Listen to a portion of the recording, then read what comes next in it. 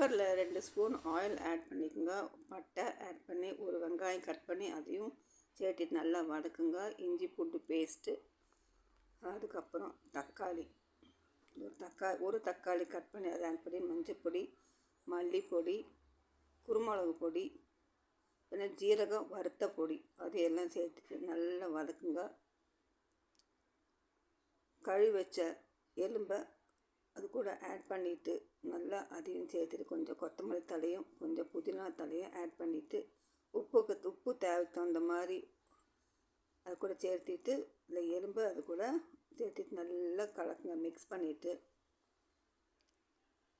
தேவைக்கு தகுந்த மாதிரி தண்ணி ஊற்றி குக்கரை மூடி லாஸ்ட்டு கரம் மசாலா பொடி 1/2 ஸ்பூன் ஆட் பண்ணிங்க. நெய் ஆட் பண்ணிக்கோங்க, அது ஆப்ஷனல் தான்.